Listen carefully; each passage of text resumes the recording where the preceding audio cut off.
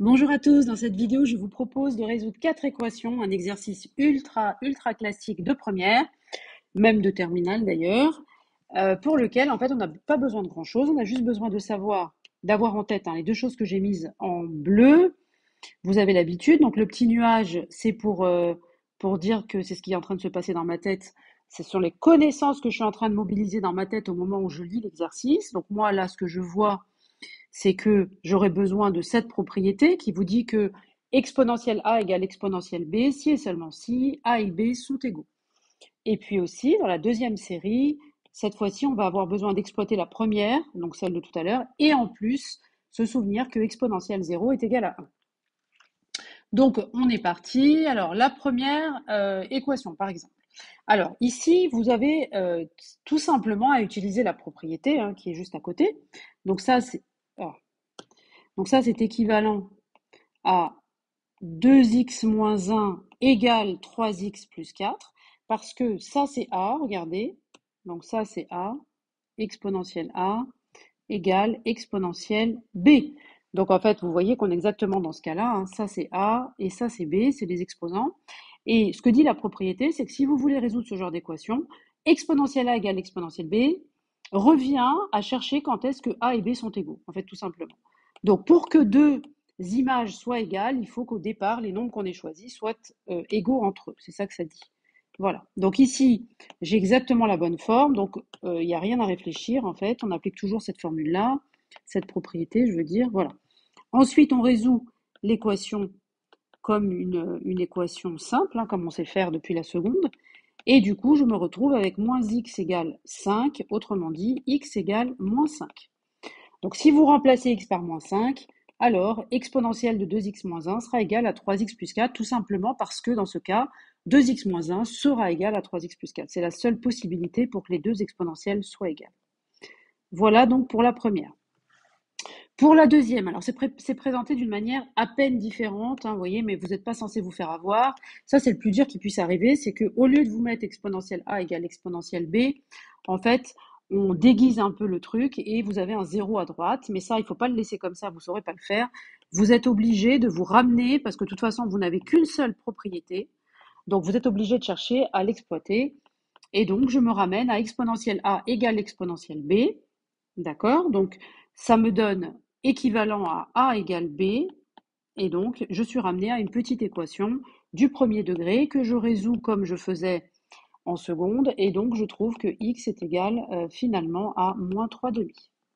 D'accord? Donc là, la solution, c'est moins 3 demi. Voilà. Alors ici, celle-là, c'est niveau 2. Ça, c'est niveau 2, et ça, c'est niveau 1. Ça, c'est basique. Ça, c'est basique. L'autre, c'est niveau 2. Alors, la suivante. Les deux suivantes plutôt. Alors, exponentielle de 2x égale 1. Alors là, c'est un tout petit peu, ça aussi, ça c'est niveau 2 parce que, en fait, on n'a pas exponentielle b, on a exponentielle a égale 1. Sauf qu'on ne sait pas le faire, ça. Donc, en fait, il faut que le 1, je le transforme, il faut que je pense, en fait, à le transformer en exponentielle b. Et pour le faire, en fait, regardez, je me souviens que 1, c'est exponentielle 0, et donc, je passe par ce petit nuage bleu et je reviens en disant que ça, c'est pareil que cette équation-là, en fait, c'est la même que celle-ci. D'accord? J'essaye de me ramener, en fait, à exponentielle A égale exponentielle B. Sauf que là, ils ont un peu déguisé le truc. Au lieu d'écrire exponentielle 0, ils ont mis 1. Exprès pour savoir si vous savez qu'il faut utiliser cette propriété, etc. Donc, il faut transformer systématiquement, alors ça, c'est systématique, le 1 qui est là, il faut toujours le transformer en exponentielle de 0. Ensuite, il n'y a plus de difficulté, donc j'utilise la propriété, et donc finalement, x est nul. Donc la solution, c'est 0. Ensuite, celle d'après, ici, donc ça c'est équivalent, c'est pareil, alors ça c'est la même que celle d'avant, sauf que c'est niveau 2, dans le sens où là il y a un 0 à droite, mais vous ne pouvez pas le laisser comme ça, parce que ça vous ne saurez pas le faire. Donc il faut faire passer d'abord le 1 à droite, puis il faut essayer de se ramener à exponentielle A égale exponentielle B, et pour ça, il faut se rappeler que 0, simplement, 1, pardon, c'est exponentielle de 0. Donc, une fois qu'on se souvient de ça, on écrit exponentielle 0 à la place de 1, et comme ça, on se retrouve avec 1 moins x égale 0, puisque exponentielle A égale exponentielle B est équivalent à A égale B, et finalement, x est égal à 1, et donc la solution, c'est 1. Voilà, alors pour résumer, ce sont des équations incontournables, c'est-à-dire qu'en fait, toutes celles que vous allez rencontrer vont se ramener, en tout cas dans 90% des cas, aux quatre que j'ai choisis. Alors, parce que je ne les ai pas choisis au hasard, en fait, la première, c'est la plus évidente, ok, donc celle-là, ça c'est la plus évidente, ça c'est la basique. Celle-là, c'est celle qui utilise la propriété directement. La deuxième qui est là, celle-là, elle est un peu déguisée dans le sens où il va falloir penser à faire passer moins exponentielle x plus 1 à droite. D'accord? Ensuite, les deux autres, pourquoi je les ai choisis? Parce qu'il y a le 1 qui apparaît. Et il faut penser, la première, c'est la basique qui utilise le 1, si vous voulez. D'accord? Donc là, vous avez juste à vous dire que dès que vous avez exponentielle quelque chose égale 1, il faut penser, en fait, l'astuce, si vous voulez, c'est de transformer lui en exponentielle 0 et après on déroule comme tout à l'heure. Et celle-ci, c'est niveau 2 qui ressemble à la précédente, dans le sens où là, vous avez un 0, et ça, vous ne saurez pas le faire. Il faut d'abord faire passer le moins 1 à droite. C'est-à-dire, il faut ajouter 1 de chaque côté, hein, pour conserver au même.